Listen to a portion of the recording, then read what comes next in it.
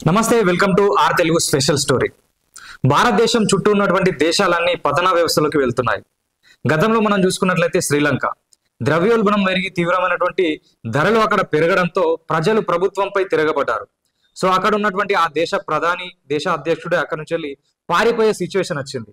So ఇప్పటికీ ఆ పరిస్థితులు ఇంకా మారలేదు.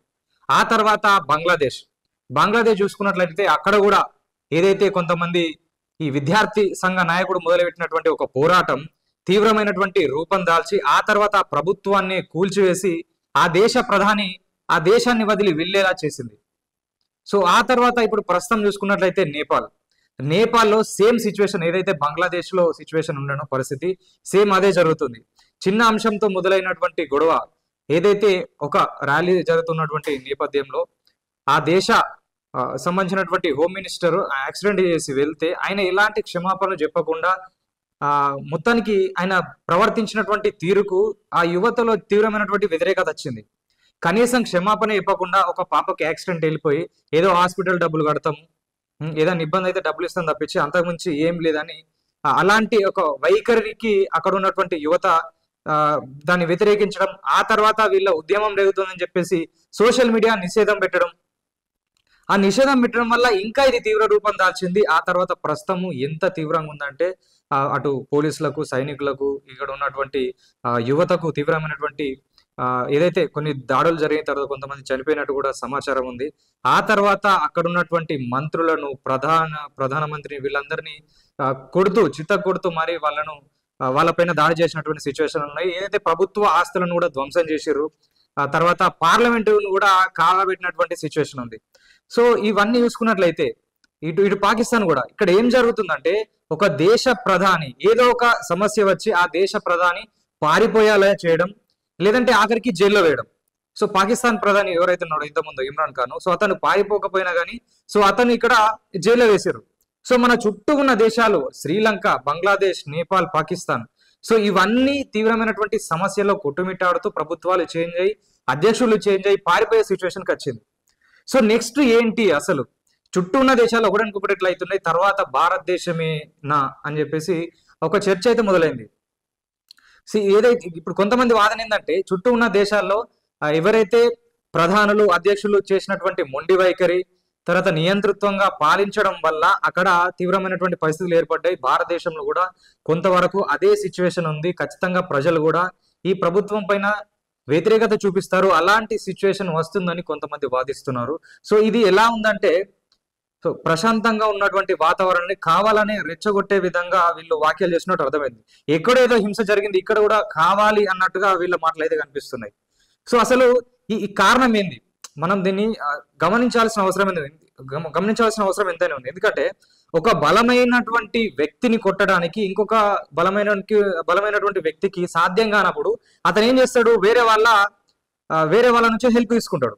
అమెరికా, చైనా లాంటి దేశాలు కావచ్చు, సో వాళ్ళు ఏంది ప్రస్తుతం భారతదేశము ప్రపంచవ్యాప్తంగా అంతర్జాతీయ సంబంధాల పరంగా కావచ్చు, ఆర్థిక పరంగా కావచ్చు, వాణిజ్య పరంగా కావచ్చు చాలా ముందుకెళ్ళిపోతుంది.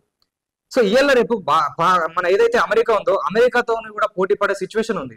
అమెరికా మన పైన ఇదైతే ఉందో ఆజమాయిషి చేయడానికి ప్రయత్నం చేస్తే సో దాన్ని కూడా మనం సైడ్కి పెట్టి నువ్వు కాకపోతే ఇంకోళ్ళు అనే సిచ్యువేషన్ మనం క్రియేట్ చేసినాం. సో అగ్రరాజ్యమైనటువంటి అమెరికా కూడా మనము తలొగ్గలేదు. సో అలాంటి టైంలో వాళ్ళు ఏం చేస్తారు, అటు వీడు సుంకాలు పెరగడమే కాకుండా యూరోప్ కంట్రీస్ అన్ని మీరు భారతదేశం మీద సుంకాలు పెంచాలని చెప్పడం జరుగుతుంది. సో ఇలాంటి సిచ్యువేషన్ లో ఇది ఇంతవరకు మరి భారతదేశాన్ని ఇరగడంలో పెట్టడానికి చుట్టూ ఉన్న దేశాలను కావాలని ఇలా చేస్తున్నారు అని చెప్పి కొంతమంది మేధావులు అయితే ఈ అంశం గురించి చర్చించుకుంటున్నారు.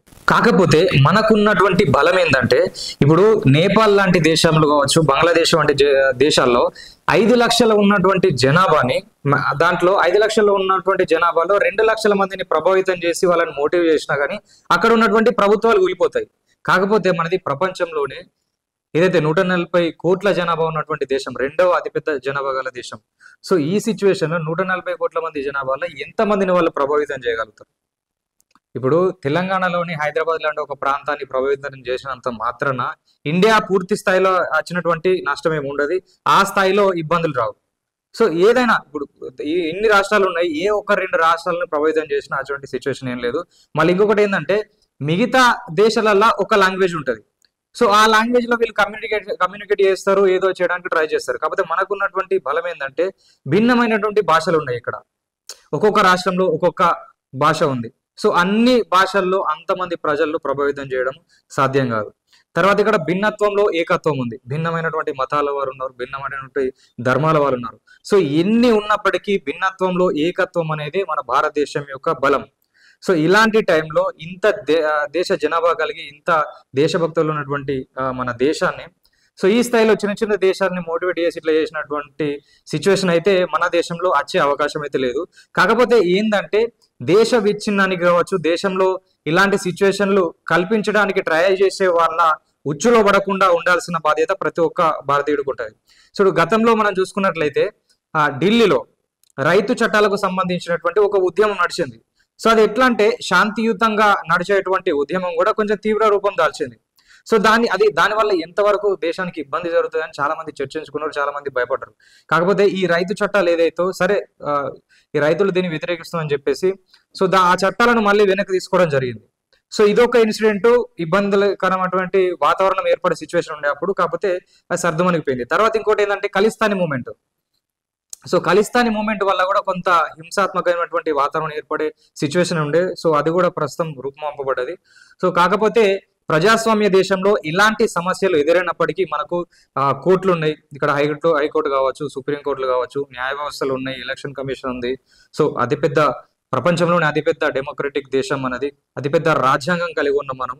సో అలాంటి సిచ్యువేషన్ రాదు, ఎలాంటి భయాలు కూడా ప్రజలు పెట్టుకోవాల్సినటువంటి అవసరం లేదు.